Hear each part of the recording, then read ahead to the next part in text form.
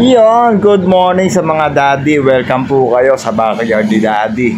So yun, pakikita ko po sa inyo yung aking mga stag na napurel. So may pagkakamali po ako nagawa dyan.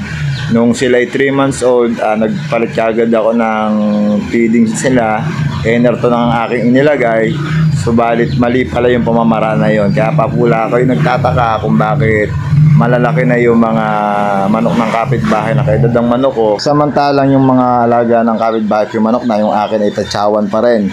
So merong mabuting kaibigan na pumasyal sa aking team backyard at naabisuhan niya ako na nagtataka sila kung bakit going 8 months tatsawan pa rin ng kanilang size. So sinabi kong totoo nang nagkamali ako sa feeding. So binigyan nila ako ng advice. Ang sabi sa aking advice, pag daw tumungtong po ang ating mga tatsaw ng 5 to 6 months or hanggang 7, pwede na tayo mag-change feeding. Para kasi daw po yung paliwanag po sa akin, kasi daw po yung mga butyo nila o tiyan nila ay wala pa daw kakayanang makatunaw. Nagmabuting loob naman siya at tinanggap ko naman ang kanyang mga advice sa akin na may tutulong sa mga munting manukan.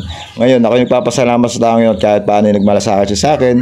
Ako'y bilang isang breeder, hindi ko naman sinasabi na ako ay isang breeder, pero hindi pa sapat ang aking kaalaman. Kailangan ko pang magkaroon ng dagdag kaalaman para sa pagpatuloy ng aking pag-aalaga ng aking mga manukan sa mga aking mga pasisi. Dahil ako po ay isang taong simple lang at wala pong kakayanan na makapagpundar ng isang magandang materyales, ang puhunan ko lang po dito ay konting tiyaga, oras, panahon. Sa tingin ko naman, gusto ko yung aking ginagawa. Pinili ko itong profession na to kasi nga dito ako masaya, hindi ko iniisip ang gastos dito. Unang-una, hindi ko kinahihiya ang aking mga manok ay nagmula lang sa aking mga kaibigan, mga nagmabuting loob na nagbigay sa akin ng mga manok. At syempre, kahit sa munting vlog na to, kahit paano maparating ko sa kanila na ako nagpapasalamat, lalong-lalo na unang-una kay Tiyo Bina. Siya po ang nagbigay po sa akin ng 2 months old babae at lalaking manok or sisiw. Napalaki ko siya hanggang sa nagkaroon siya ng mga inakay o sisiw, pasisiw. At pangalawang pinasasalamatan ko dito ay si Gilbert Aldabe. Siya yung nag-focus sa akin na nag-push sa akin na ituloy ko yung pagmamanok, wag kong sukuan. At ang pangatlo naman si Sir Noel ng DHL de Vera. Siya po yung nagbigyan din po niya ako ng isang materials na galing Game Farm Prinsa ng lemon sweater at saka talasaying inahin. Pang-apat naman pinagsasalamatan ko dito ay si Charlie nga pala, binigyan ako ng 3 inahin. So yun, sinabi ko nga kaya kong paunlarin to at hanggat maaari focus lang sa goal. At syempre muntik ako na makakalimutan yung tinulalay ni Onak Aldabe, ni Mark Anthony Aldabe na dati kong klase. Pinahiram din niya ako ng materials na Black Mercy. Nagpapasalamat din ako sa iyo sa kahit sa munting vlog na to, maparating ko sa inyo na ako'y nagpapasalamat sa inyo. Yung mga bagay na itinulong nyo sa akin andito pa rin sa akin at pinangahawakan ko, pinauunlad ko, at ayoko din naman madidisappoint kayo sa akin, sa mga tumulong sa akin. Na-appreciate ko yung tulong nyo na ibinigay nyo sa akin sa opportunity. Wala man akong kakayanan na, gaya nga sinabi ko kanina, wala akong kakayanan na magpundar na kung mas ma-hybrid na mga manok. Pero sa tingin ko naman, itong mga itinulong nyo sa akin ay malaking bagay sa akin to. Pag sa simula ko, at darating ang panahon na hindi ako nagmamadali na umasenso o ano. Lahat naman po tayo nangangarot umasenso, pero sa pag-asenso niya, kailangan po samahan po natin na sipag at tiyaga. At matuto po tayo na makontento na kung ano merong bagay na meron tayo ay ina lang po ang ating pag-ariin at pagpasalamatan. Hindi naman lahat ng bagay sa mundong ito hindi nagbabago. Ang sa akin lang yung may magawa, yung meron akong focus na na diskarte, hindi nasisira yung diskarte ko sa pang-araw-araw.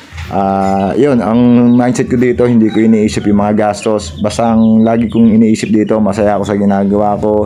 Wala akong pakialam kung ano sinasabi ng iba na manok lang yan.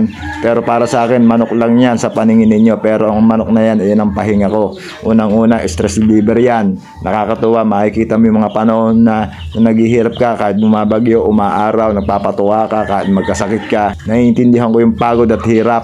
At syempre, nagpapasalamat din ako sa nag-iisa kong kabiyak ng asawa ko. Yan, yung pamilya ko, suporta sila sa ginagawa ko. So yun mga daddy lods, update ko kayo sa aking munting range. Ayan po, meron po tayong 4 na inahin dyan naglilimlim at saka yung ating experiment. Nasa range po sila.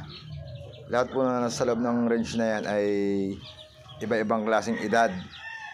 Merong mga dumalaga, pinagsama-sama ko kasi nga ayoko kasi na makakapurwisis sa kapitbahay. At pangalawa, at ayoko din naman maghahanap sa kawalan. Guys, meron tayong bisita dito. Shout out kay Kuya Eddie.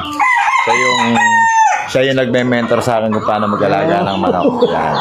So welcome po kayo sa aking Daddy Lods of Backyard. Ayan. So kaya di, yan po yung ano, yung aking update.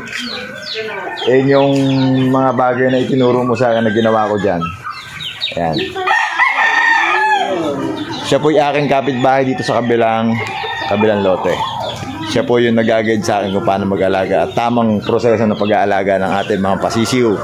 Ayan po. Breeder din po siya. Ayan. Okay guys, see you tomorrow sa susunod kong video ulit dito pa rin sa backyard ni Daddy Lods.